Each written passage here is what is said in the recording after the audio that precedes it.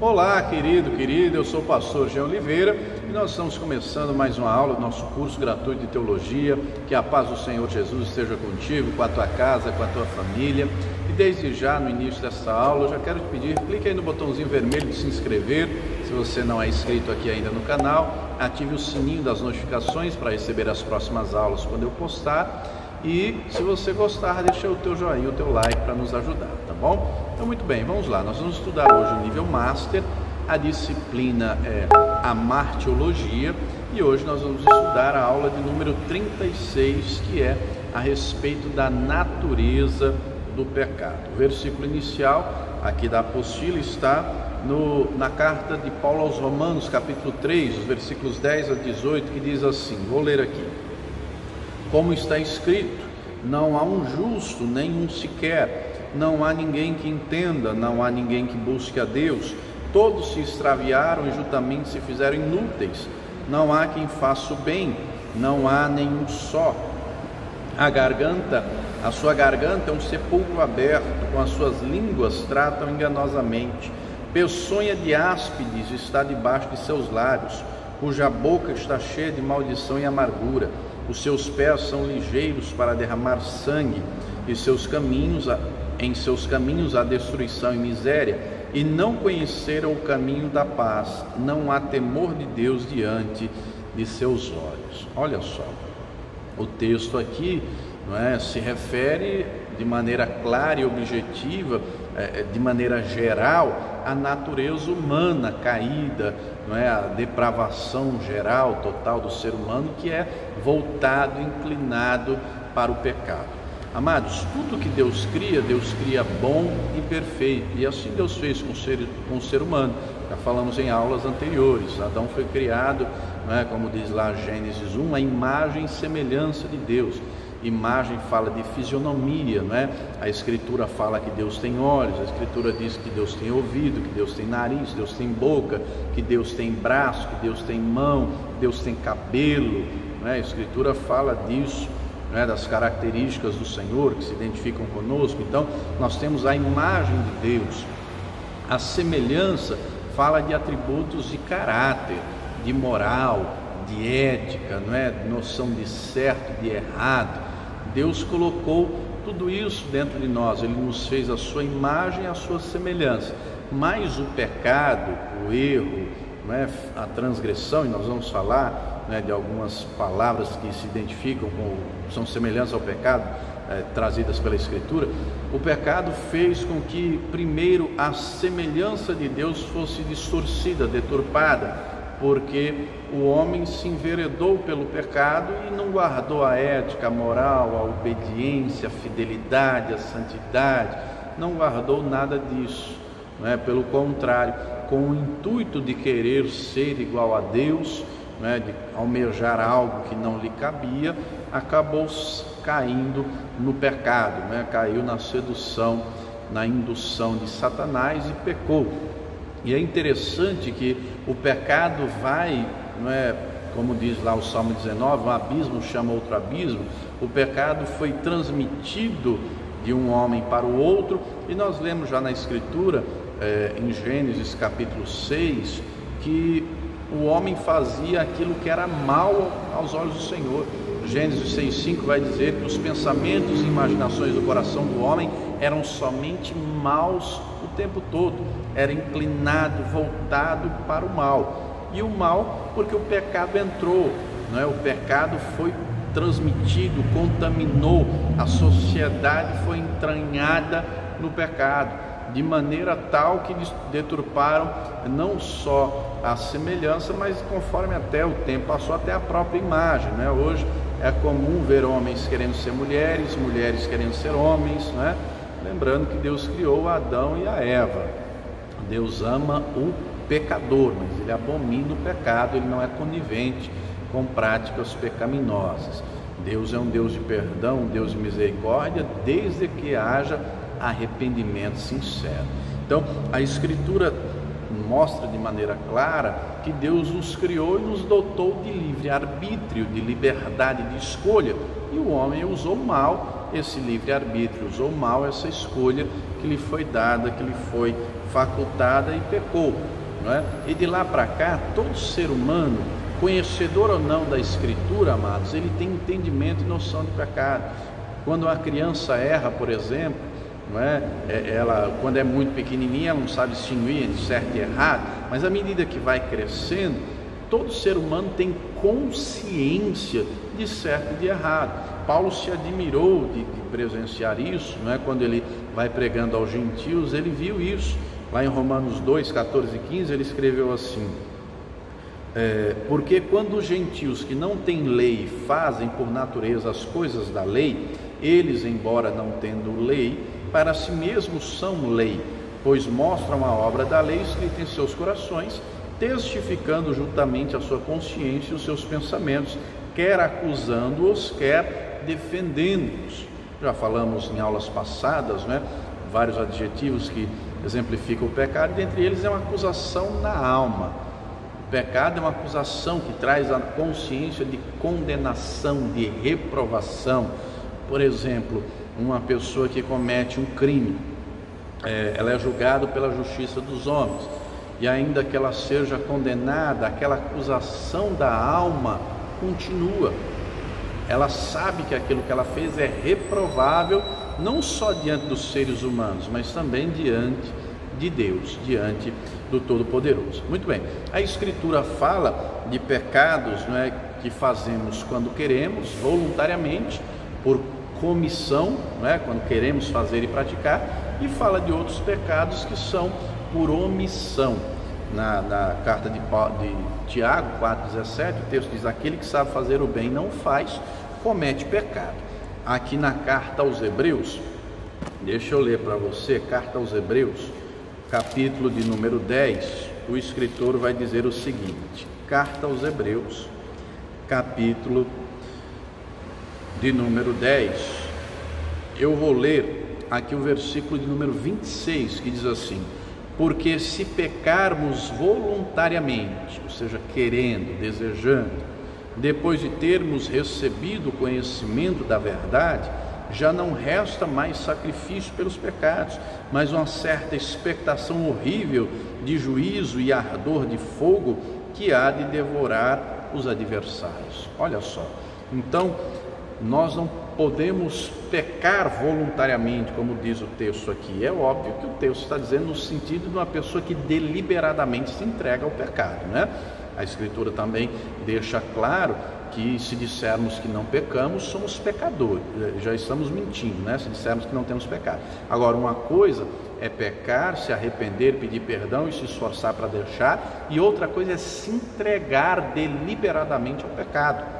Não lutar contra ele, não se esforçar contra ele, não se revestir do poder de Deus através da oração, da palavra, da busca do enchimento do Espírito Santo, mas se deixar levar, como diz aí a música do pagodeiro aí, deixa a vida me levar. Tem crente vivendo desse jeito, deixa a vida me levar. Não, querido, você tem que entregar o leme da sua vida, do navio da sua vida, na mão do Espírito Santo e buscá-lo de todo o coração e fazer a sua parte, e se esforçar e lutar contra os teus pecados, lutar contra, não é, os desejos pecaminosos, os pensamentos pecaminosos. Tem que haver também uma disposição da nossa parte. Na carta aos Romanos, no capítulo 7, do versículo 14 ao 21, o apóstolo Paulo escreveu assim, deixa eu ler aqui, porque bem sabemos que a lei é espiritual, mas eu sou carnal, vendido sob o pecado, porque o que faço não o aprovo, pois o que quero isso não faço, mas o que aborreço isso faço. E se faço o que não quero, consinto com a lei que é boa, de maneira que agora já não sou eu quem faço isso, mas o pecado que habita em mim, porque eu sei que em mim, isto é, na minha carne, não habita bem algum, e com efeito o querer está em mim, mas não consigo realizar o bem, porque não faço o bem que quero, mas o mal que não quero, esse faço. Ora, se eu faço o que não quero, já não faço eu, mas o pecado que habita em mim. Acho, então, esta lei em mim, que quando quero fazer o bem, o mal está comigo. Mas ele continua, né, dizendo: dou graças a Deus por Jesus Cristo. É Jesus Cristo que nos livra da força do pecado. É Jesus Cristo que nos faz vencer o pecado.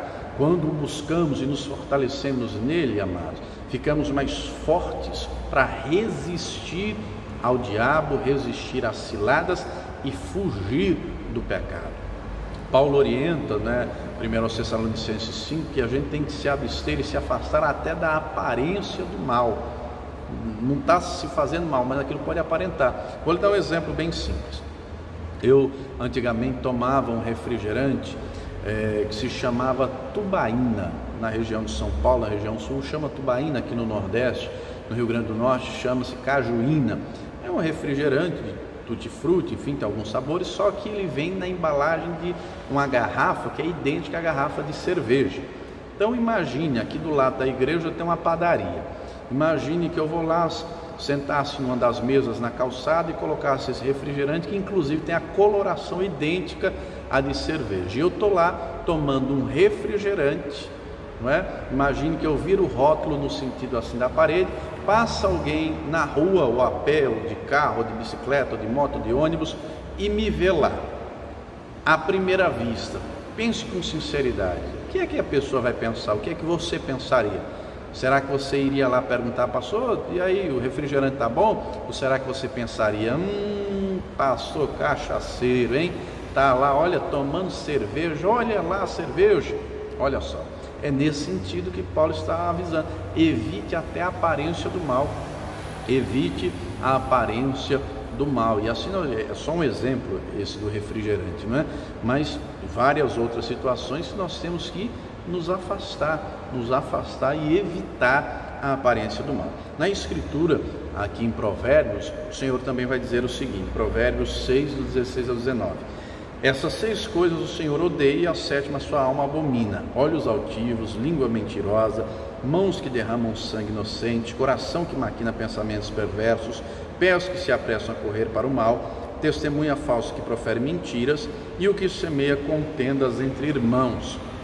E de forma simples, esses 7 pecados são orgulho, engano, assassinato, premeditação de maldades, pressa a fazer o mal, falso testemunho e quem gera conflitos. Amados, a natureza do pecado surgiu primeiro, já falamos em aulas anteriores, com Satanás. Ele era um anjo de luz e se tornou o diabo, se tornou Satanás. Então ele trabalha para instigar as pessoas a fazer aquilo que ele faz, a ter esse determinado tipo de prática. O homem comum, carnal, que não conhece a Deus, o Evangelho, a palavra, vai naturalmente viver assim, em maior ou menor grau.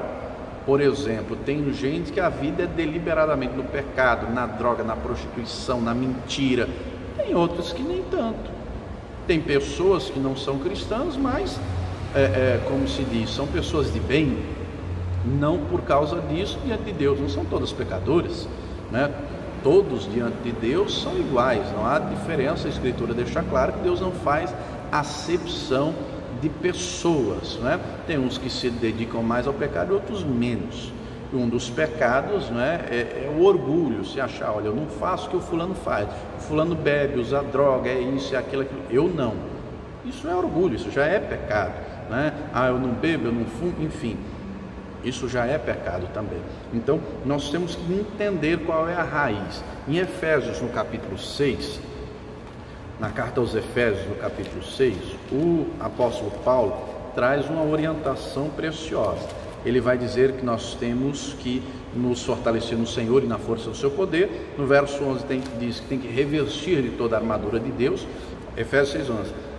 Ele diz assim: revesti-vos de toda a armadura de Deus para que possais estar firmes contra as astutas ciladas do diabo. Olha só, o diabo trabalha com astúcia, com estratagemas, com habilidade de engano, de manipulação. Ele prepara a situação e o diabo não vai colocar diante de você algo que não lhe desperte desejo, sedução para cometer. Por exemplo, uma pessoa, vamos falar agora aqui da pessoa do crente, daquele que já se converteu, já entregou a vida para Jesus. A guerra não para não, amados. Aliás, aí sim que vai começar a intensificar a guerra espiritual, porque o diabo vai fazer de tudo para tirar a pessoa da presença de Deus, para que ela caia no pecado. Por isso que é importante o ensino da palavra, o entendimento correto, para que haja um crescimento na graça, na sabedoria, não é? Crescer diante de Deus, diante dos homens, é necessário aprender. O diabo trabalha com ciladas. Então, por exemplo, uma pessoa que antes, no passado, ela bebia, o diabo vai preparar uma cilada envolvendo bebida. Uma pessoa que antes usava droga, o diabo vai preparar ou com droga, ou com mulher, prostituição, com mentira, dinheiro, o que quer que seja, mas ele prepara um laço para aquilo que seduz a pessoa. Dentro de nós, de mim, de você, há ainda a natureza humana, carnal, inclinada, tendenciosa ao pecado, às obras da carne. E um dos textos mais completos aqui que fala a respeito de obra da carne é o que está lá em Gálatas 5,19. Deixa eu ler para você, eu vou ler aqui na Nova Almeida atualizada, que diz assim, Gálatas 5,19 a 21. Ora, as obras da carne, que são todas pecado, não é? São conhecidas e são imoralidade sexual, impureza, libertinagem, idolatria, feitiçarias, inimizades, rixas, ciúmes, iras, discórdias, divisões, facções, invejas, bebedeiras, orgias e coisas semelhantes a essas. Declaro a vocês, como já antes vos preveni, que os que praticam tais coisas não herdarão o reino de Deus. Então essas práticas aqui eram comuns na vida dos povos que não conheciam a Deus, e é comum até hoje na vida das pessoas que não conhecem a luz do Evangelho. Só que essas práticas não podem ser praticadas por aquele que é um homem de Deus ou uma mulher de Deus, mas para que isso aconteça é necessário haver uma renovação do entendimento, é necessário haver um novo nascimento, é necessário compreender, como Paulo disse aqui aos Efésios, que nós não temos que lutar contra carne e sangue, mas sim contra os principados e potestades, ou seja, contra um sistema maligno, contra um sistema que traz um estilo de vida, de comportamento que não é conforme a vontade de Deus. Nós temos que lutar contra esse sistema, porque esse sistema é carregado de pecado. O diabo, ele se volta contra Deus o tempo todo, e ele quer que também façamos isso. E como é que ele atinge o objetivo dele? Preparando situações para cairmos em pecado. Tanto é que o Tiago, aqui na carta dele, orienta o seguinte, na carta de Tiago, no capítulo de número 4, no versículo de número 7, ele diz assim: sujeitai-vos, pois, a Deus, resisti ao diabo e ele fugirá de vós.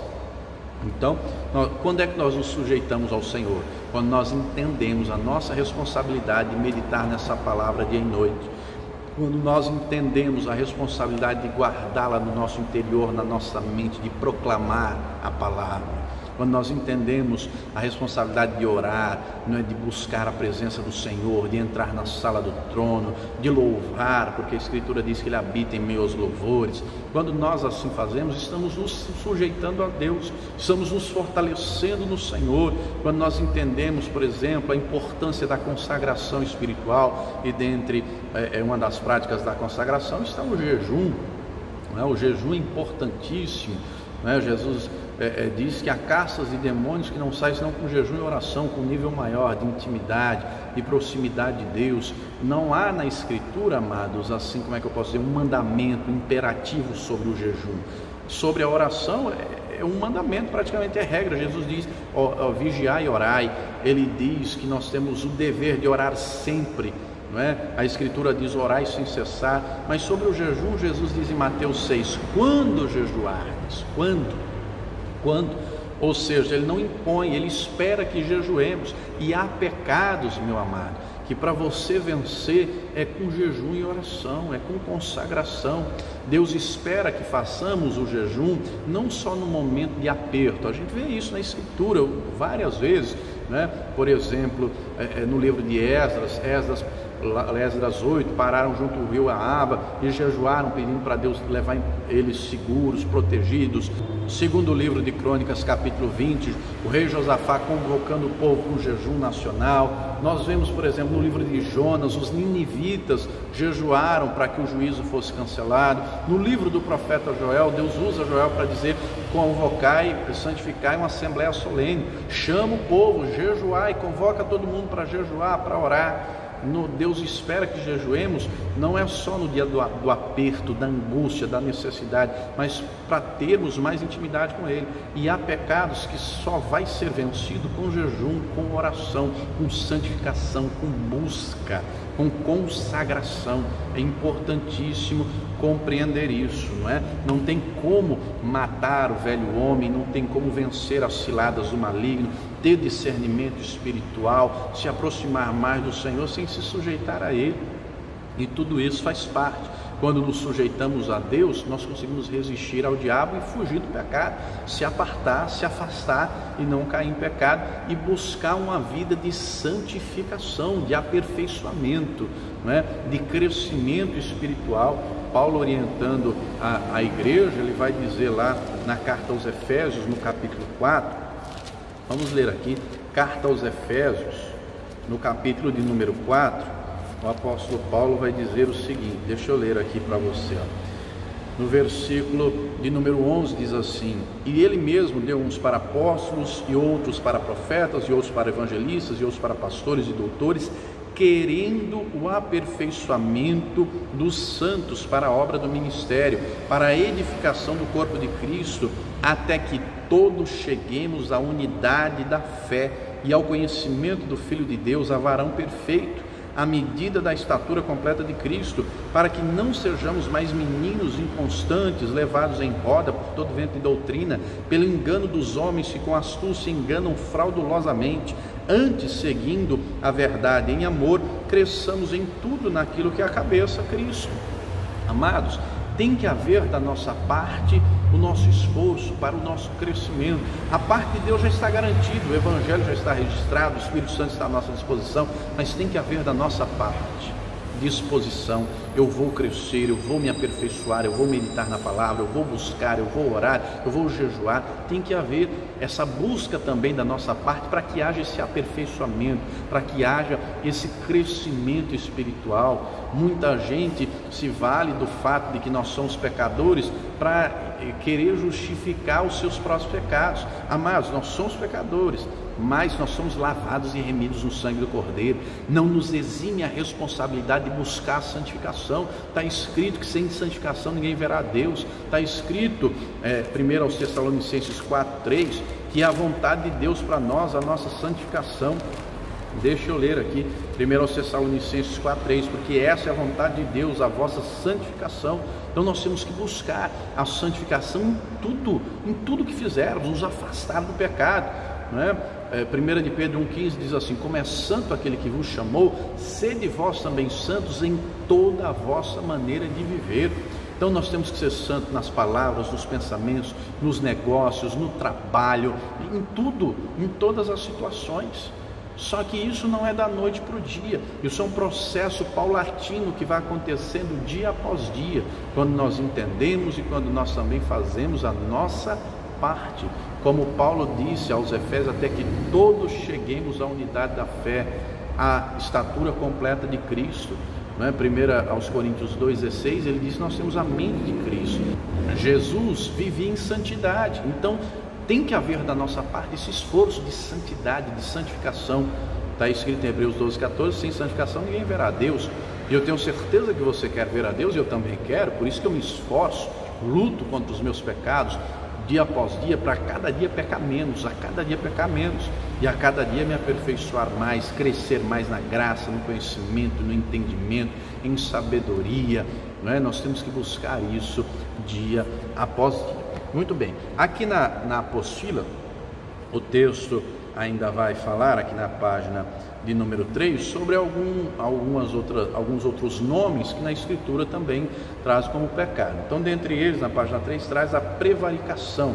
Não é? O que é a prevaricação? Prevaricar é faltar ao cumprimento do dever por interesse ou má fé, não é? Cometer abuso de poder, provocando injustiça ou causando prejuízo. É transgredir a moral, os bons costumes. Isso tudo é o que está aqui no dicionário. Nós encontramos, por exemplo, em Isaías, no capítulo 1, o texto dizendo, Deus dizendo que o povo prevaricou.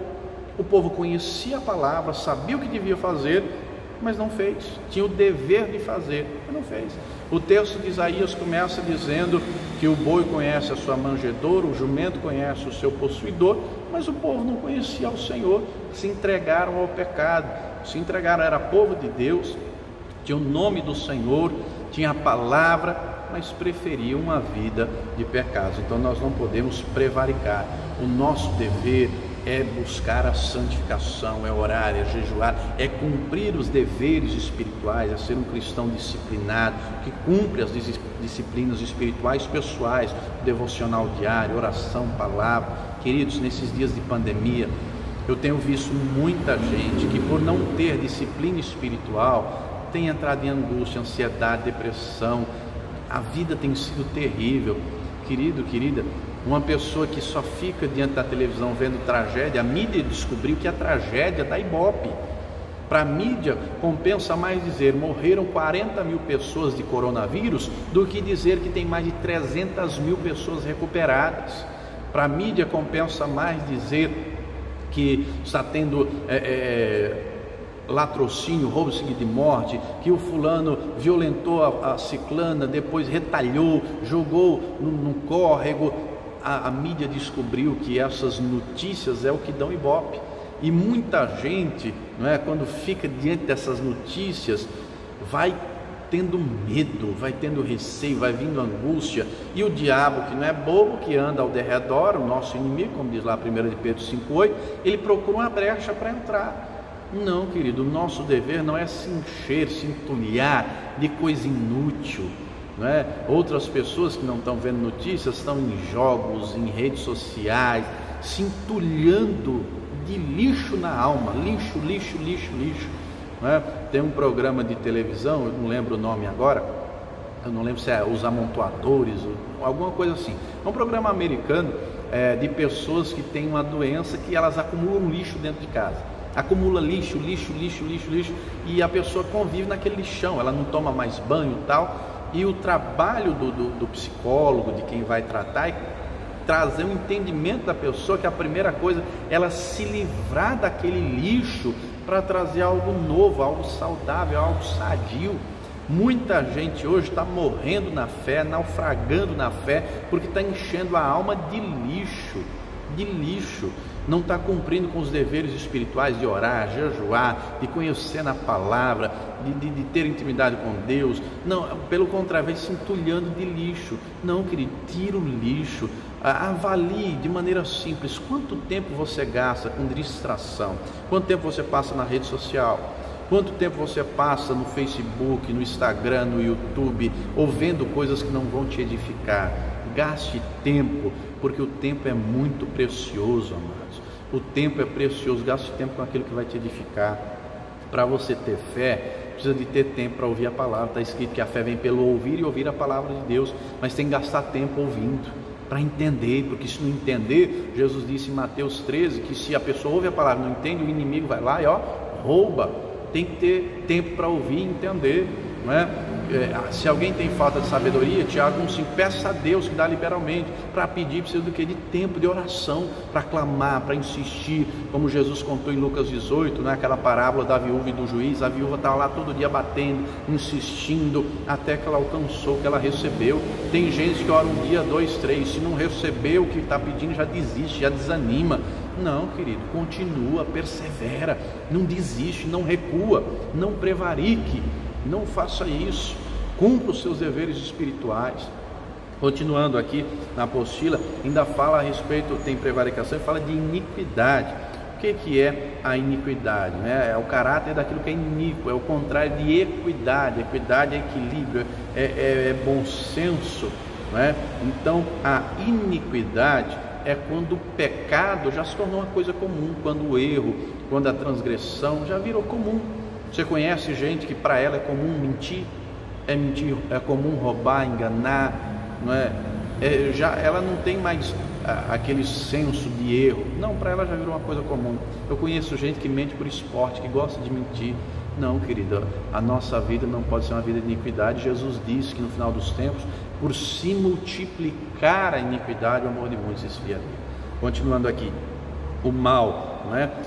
O que é o mal? Quando a pessoa é inclinada para o mal.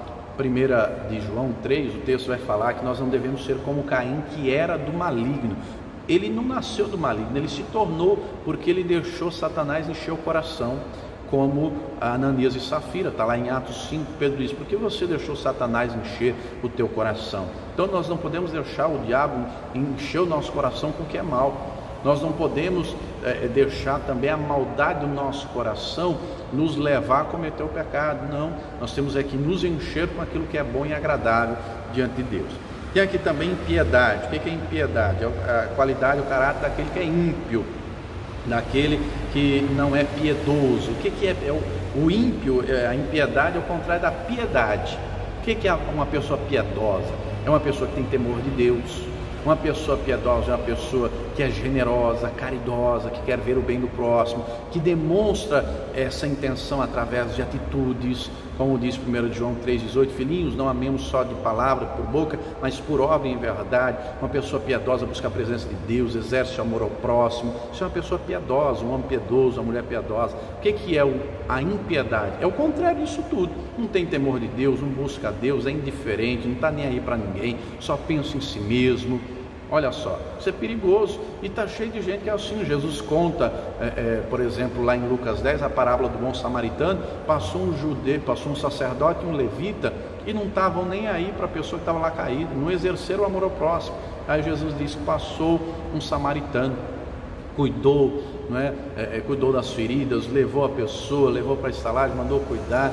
Então assim nós temos que ser piedosos e não ímpios, não impiedosos, Na carta de Judas fala muito sobre isso, fala inclusive que Enoque profetizou contra homens ímpios que viviam impiamente, na impiedade das suas ações. Olha só, era gente ruim ao cubo, 3 vezes, ímpio que vivia na vida ímpia praticando impiedade, é ruim ao cubo, nós não podemos viver dessa maneira. Então há também aqui na apostila, na página 4, pecados, a natureza do pecado em relação a Deus. O pecado em relação a Deus pode ser também o pecado como incredulidade. Está escrito, Hebreus 11:6, que sem fé é impossível agradar a Deus. Agora, a incredulidade diante de Deus é como pecado. Por exemplo, em Números, no capítulo 13, 14, que narra lá dos 10 espias, os 12 espias, melhor dizendo, foram 12, os 12 voltaram, trouxeram relatório, a terra era boa, larga, mana, leite e mel, mas os 12, 10 infamaram a terra, disseram que lá haviam gigantes, que eles eram gafanhotos, que eles não... Ou seja, eles transpareceram incredulidade. Deus ficou irado com aquilo.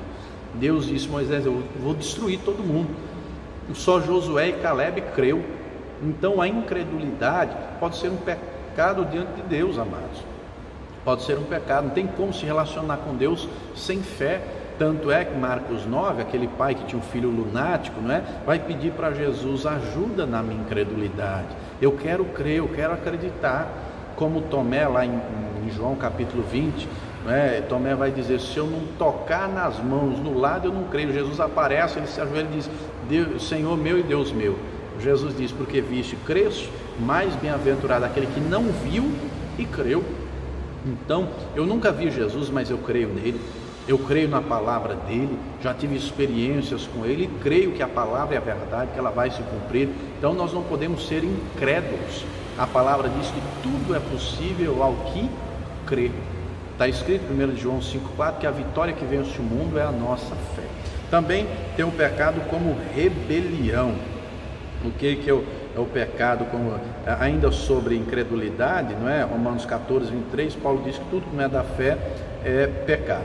Pecado como rebelião. O que é a rebelião? É se opor contra a autoridade, contra um governo, contra uma autoridade constituída, o poder dominante, Está escrito em 1 Samuel 15, 23, olha o que diz aqui: porque a rebelião é como o pecado de feitiçaria, e o porfiar, insistir no erro, é como a iniquidade e idolatria. Porquanto tu rejeitaste a palavra do Senhor, ele também te rejeitou a ti, para que não sejas rei. É o texto, a fala que o Senhor, que Samuel vai dizer a Saul, que insistiu no pecado, insistiu no erro, se rebelou contra Deus, desobedeceu a palavra.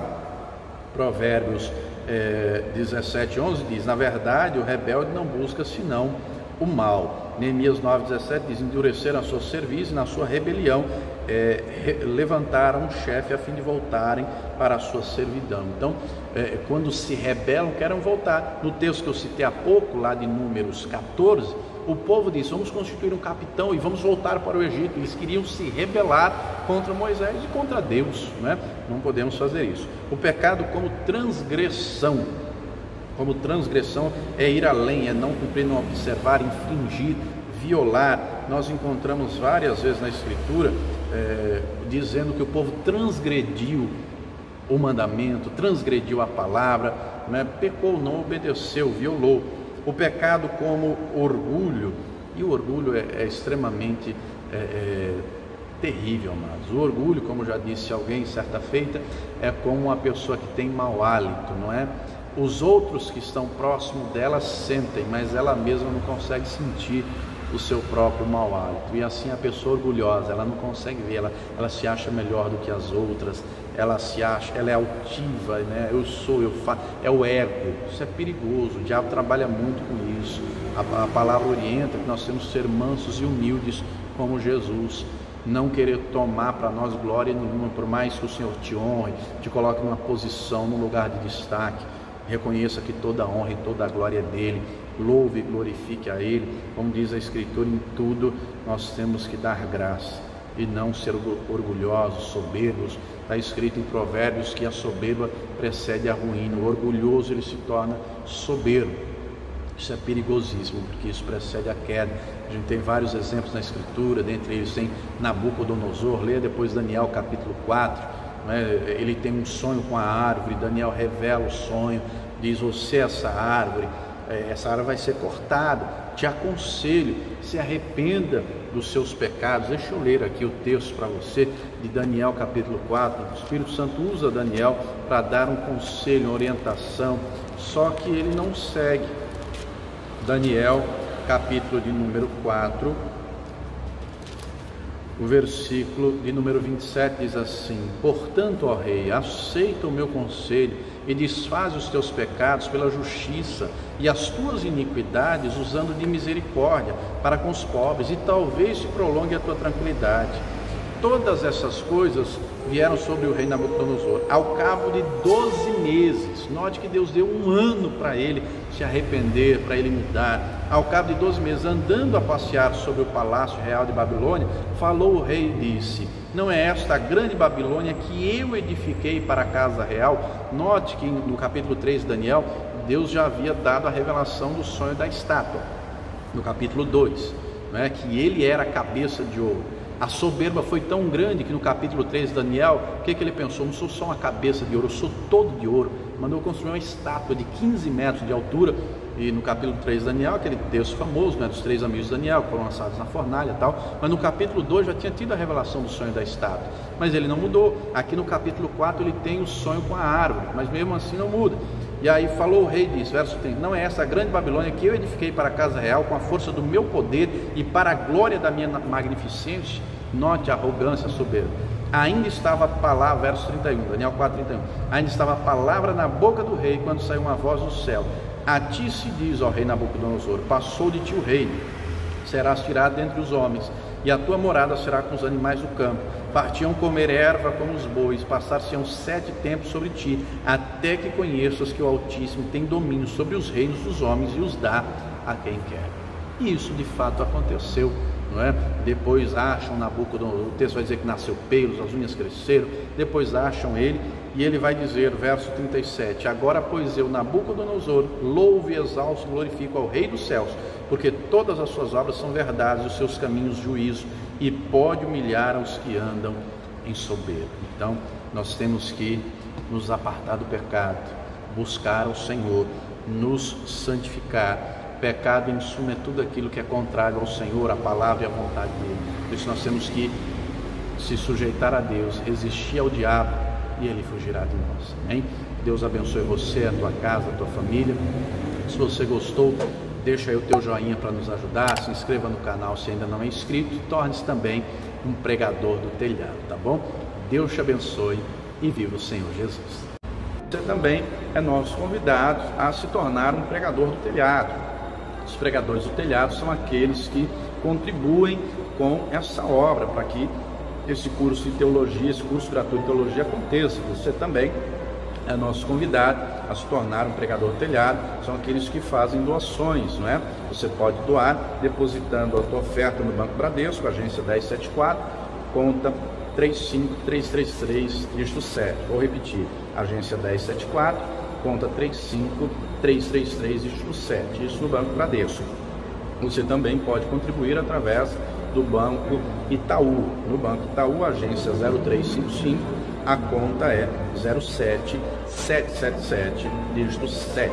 Vou repetir, Banco Itaú, agência 0355, conta corrente 07777, dígito 7. Se você precisar, o CNPJ da Paz e Vida é, anote aí, 52844-412, 1000 ao contrário, 01. Vou repetir, o CNPJ da Comunidade Cristã Paz e Vida, 52844-412, 1000 ao contrário, 01. A Escola Superior de Teologia João Henrique Palharim é mantida pela Comunidade Cristã Paz e Vida. Então, torne-se um pregador do telhado. Hoje é muito fácil, né? Você tem aí um celular, um notebook, um tablet, está aí na tua mão, você pode fazer a doação, pode contribuir, e eu tenho plena certeza que o Senhor nosso Deus vai te recompensar abundantemente. Amém?